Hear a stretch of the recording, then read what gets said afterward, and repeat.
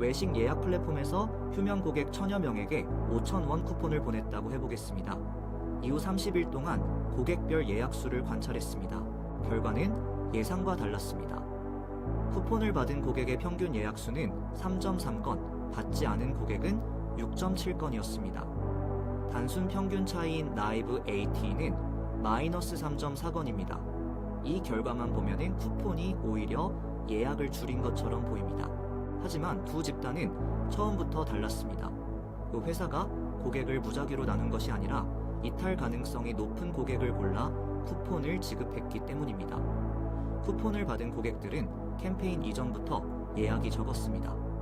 따라서 단순 평균 차이에는 쿠폰의 효과뿐 아니라 두 집단의 원래 차이까지 섞여 있습니다. 이를 선택 편향이라고 합니다. 자, 그런데 우리가 정말 알고 싶은 것은 평균 효과만이 아닙니다. 다음에는 누구에게 쿠폰을 줘야 할까? 어떤 고객은 쿠폰을 받고 다시 예약하지만 어떤 고객은 전혀 반응하지 않을 수 있습니다. 문제는 한 고객이 쿠폰을 받았을 때와 받지 않았을 때의 결과를 동시에 볼 수 없다는 것입니다. 두 가지 가능한 결과 중 하나만 관찰할 수 있기 때문에 쿠폰의 개인별 효과는 직접 계산할 수 없습니다. 메타러너는 이 보이지 않는 효과를 머신러닝으로 추정하는 방법입니다. 새로운 예측 알고리즘이라기보다 기존 예측 모델을 조합해 고객별 처치 효과를 추정합니다. 이번 영상에서는 S러너, T러너, X러너가 이 문제를 어떻게 해결하는지 살펴보겠습니다. 먼저 왜 고객별 효과를 추정해야 하는지 알아보겠습니다. 쿠폰의 전체 평균 효과가 플러스 3.4건이라고 해도 모든 고객의 예약이 똑같이 늘어났다는 뜻은 아닙니다. 평소 어느 정도 활동하던 고객은 쿠폰을 계기로 다시 예약할 수 있습니다. 반면 이미 서비스에서 멀어진 고객은 쿠폰을 받아도 반응하지 않을 수 있습니다. 실제로 고객을 활동성에 따라 나누어 보면 쿠폰 효과가 1.8건에서 5.6건까지 달라집니다. 고객 특성에 따라 효과가 3배 넘게 차이 나는 것입니다. 이처럼 사람이나 집단에 따라 처치 효과가 달라지는 현상을 처치 효과의 이질성이라고 합니다. 이질성을 무시하고 전체 평균만 사용하면 효과가 작은 고객에게 쿠폰을 지급하고 정작 효과가 큰 고객을 놓칠 수 있습니다. 물론 한 고객의 효과를 직접 관찰할 수는 없습니다. 그래서 활동 등급이나 방문 이력처럼 특성이 비슷한 고객들을 모아 평균적인 효과를 추정합니다. 고객 특성 X가 주어졌을 때의 평균 처치 효과, 이를 조건부 평균 처치 효과, 줄여서 케이트라고 부릅니다.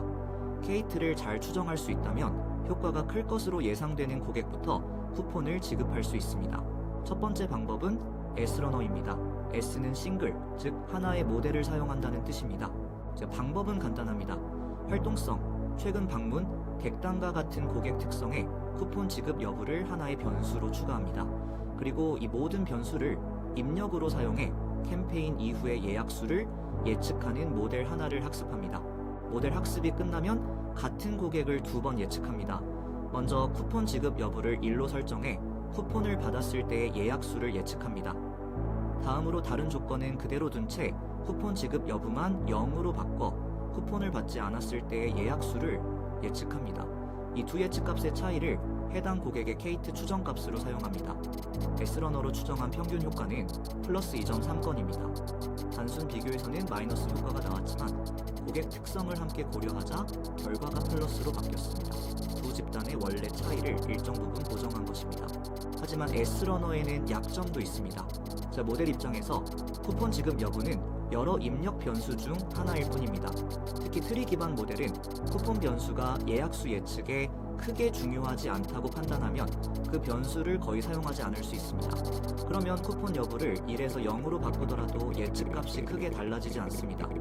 그 결과 고객별 효과가 평균 주변에 좁게 모이고 실제 효과의 차이를 너무 작게 추정할 수 있습니다. S러너는 구조가 단순하고 빠르게 기준선을 만들기 좋습니다. 다만 효과의 이질성을 지나치게 평평하게 추정할 수 있다는 점은 기억해야 합니다. 두 번째 방법은 T러너입니다. T는 to, 즉 2개의 모델을 사용한다는 뜻입니다. S러너에서는 쿠폰 지급 여부가 다른 특성들 사이에서 무시될 수 있었습니다. T러너는 이 문제를 피하기 위해 쿠폰 지급군과 미지급군의 모델을 처음부터 분리합니다. 쿠폰을 받은 고객만 사용해 예약수 예측 모델 하나를 학습합니다. 그리고 쿠폰을 쿠폰을 받지 않은 고객만 사용해 또 다른 모델을 학습합니다. 새로운 고객이 들어오면은 두 모델을 모두 사용합니다. 지급분 모델은 이 고객이 쿠폰을 받았을 때의 예약수를 예측하고 미지급분 모델은 쿠폰을 받지 않았을 때의 예약수를 예측합니다. 두 예측값의 차이가 해당 고객의 케이트 추정값입니다. 이 구조에서는 쿠폰 효과가 다른 변수에 묻힐 가능성이 줄어듭니다. 대신 새로운 문제가 생깁니다. 이번 데이터에서 쿠폰을 받은 고객은 1000여 명으로 전체 18,000명 중 약 6%에 불과합니다. 미지급분 모델은 17,000명에 가까운 데이터를 보고 학습하지만 지급분 모델은 1000여 명의 데이터만 보고 학습해야 합니다. 데이터가 적은 모델은 예측이 불안정해지기 쉽습니다. 특히 학습 데이터에서 보기 드문 특성을 가진 고객을 만났을 때 지나치게 크거나 작은 값을 예측할 수 있습니다. 실제로 티러너의 효과 분포는 세 방법 중 가장 넓습니다. 일부 고객의 추정 효과는 마이너스 20건 가까이 내려가고 일부는 플러스 15건까지 올라갑니다. 쿠폰 효과가 무시되는 문제는 줄였지만 소수 집단 모델의 높은 분산이라는 새로운 문제가 생긴 것입니다. 이 문제를 보완하기 위해 등장한 방법이 X러너입니다. 마지막 방법은 X러너입니다. X러너는 특히 지급분과 미지급분의 표본 크기가 크게 다를 때 강점을 보입니다. 핵심 아이디어는 간단합니다. 한 집단의 관측값과 다른 집단의 예측값을 결합해 보이지 않는 결과를 간접적으로 채우는 것입니다. 먼저 티러너와 마찬가지로 두 개의 결과 예측 모델을 학습합니다. 하나는 쿠폰 지급분 모델이고 다른 하나는 미지급분 모델입니다. 이제 쿠폰을 받은 고객을 생각해 보겠습니다. 이 고객이 실제로 쿠폰을 받았을 때의 예약수는 이미 관찰돼 있습니다. 하지만 쿠폰을 받지 않았다면 예약수가 몇 건이었을지는 알 수 없습니다. 이 보이지 않는 값을 미지급분 모델의 예측으로 대신 채웁니다. 그 다음 실제 예약수에서 이 예측 값을 빼면 쿠폰을 받은 고객의 개별 효과에 대한 추정치가 만들어집니다. 미지급 고객도 같은 방식으로 계산합니다. 실제로 쿠폰을 받지 않았을 때의 예약수는 관찰돼 있습니다. 반면 쿠폰을 받았다면 어떻게 되었을지는 지급분 모델의 예측값으로 채웁니다. 이렇게 두 집단 각각에서 효과에 대한 임시 추정값을 만든 뒤 다음 단계에서는 예약수가 아니라 이 효과 추정값 자체를 예측하는 모델을 다시 학습합니다. 즉, 고객 특성에 따라 효과가 어떻게 달라지는지를 직접 학습하는 것입니다. 마지막에는 두 효과 모델의 예측을 하나로 합칩니다. 이때 각 고객을 어느 쪽 추정에 더 무게를 둘지 정해야 하는데 여기서 성향 점수를 활용합니다. 성향 점수는 고객 특성이 주어졌을 때 그 고객이 쿠폰을 받을 확률로 로지스틱 회기로 추정합니다. 이 데이터에서는 지급분의 성향 점수 분포가 오른쪽으로 치우쳐 있습니다. 표면 고객이 쿠폰을 더 많이 받았다는 선택 편향의 흔적입니다. 다만 두 집단의 분포가 상당 부분 겹쳐 있어 서로 비교할 상대가 충분합니다. 이 조건을 겹침이라고 합니다. X러너는 이 성향 점수를 가중치로 사용해 표본이 풍부하고 예측이 안정적인 쪽의 정보를 더 많이 반영하도록 두 추정을 결합합니다. X러너로 추정한 평균 효과는 플러스 2.9건입니다. 세 모델의 평균 효과는 모두 플러스 2건에서 3건 사이로 비슷하지만 효과의 분포는 크게 다릅니다. X러너의 분포는 T러너처럼 극단적으로 넓게 퍼지지 않으면서도 S러너보다는 이질성을 잘 살립니다. 표본 불균형이 큰 데이터에서 X러너가 자주 사용되는 이유입니다. 제 세 모델의 결과를 한 화면에서 비교해 보겠습니다. 효과 분포를 겹쳐보면 각 방법의 성격이 분명하게 드러납니다. S러너는 분포가 좁고 보수적입니다. T러너는 분포가 넓고 일부 추정값이 극단적으로 나타납니다. X러너는 두 방법의 중간에서 비교적 균형 잡힌 분포를 보입니다. 세 모델 모두 단순 평균 비교와 달리 쿠폰의 평균 효과를 플러스로 추정했습니다. 여기서 중요한 평가 기준은 효과의 절대값을 얼마나 정확히 맞췄는지만이 아닙니다. 실제 효과가 큰 고객을 높은 순위에 잘 배치했는지도 중요합니다. 쿠폰 타겟팅의 목적은 효과가 큰 고객부터 골라내는 것이기 때문입니다. 그래서 실제 효과와 추정 효과를 비교하면 S러너가 순서를 가장 잘 보존하지만 분포가 좁아 효과의 크기를 과소평가합니다. 반면 X러너는 추정 오차가 가장 작고 분포도 균형 잡혀 있어 표본 불균형에서 가장 안정적입니다. 그리고 여기서 중요한 사실이 하나 더 드러납니다.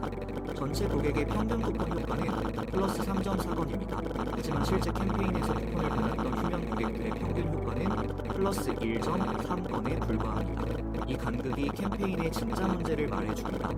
쿠폰 효과는 활동성이 어느 정도 남아있는 고객에게 더 컸지만 실제 캠페인은 효과가 작은 휴면 고객을 중심으로 지급했습니다.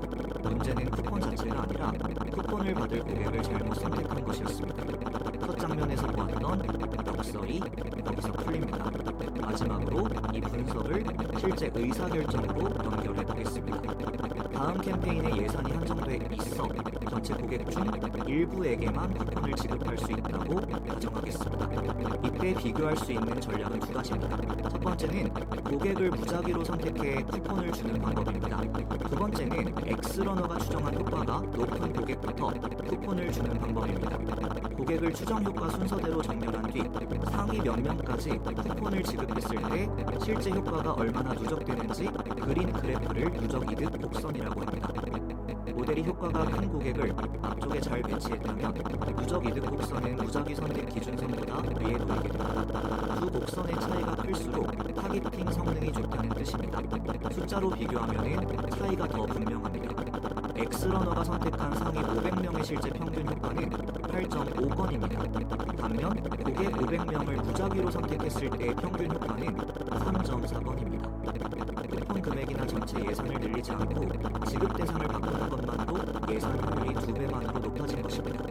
다만 이 결과를 실제 업무에 적용할 때는 몇 가지 한계를 함께 봐야 합니다. 첫째, 이번 분석은 무작위 실험이 아니라 관측 데이터를 사용했습니다. 따라서 모델에 포함하지 못한 요인이 쿠폰 지급 여부와 예약 수의 동시에 영향을 줬을 가능성이 있습니다. 둘째, 캠페인 이후 30일 동안의 단기 효과만 측정했습니다. 장기 재방문이나 고객 생애 가치까지 같은 방향으로 변하는지는 별도로 확인해야 합니다. 셋째, 이번 데이터는 메타러너를 설명하기 위해 만든 학습형 데이터입니다. 실제 운영 환경에서는 모델 성능뿐 아니라 쿠폰 비용, 마진, 채널 제약, 고객 피로도까지 함께 고려해야 합니다. 그럼에도 핵심 메시지는 분명합니다. 쿠폰의 효과가 없었던 것이 아닙니다. 효과가 큰 고객에게 쿠폰이 전달되지 않았던 것입니다. 메타러너는 평균적으로 효과가 있는가를 넘어 누구에게 효과가 있는가라는 질문에 답하기 위한 도구입니다.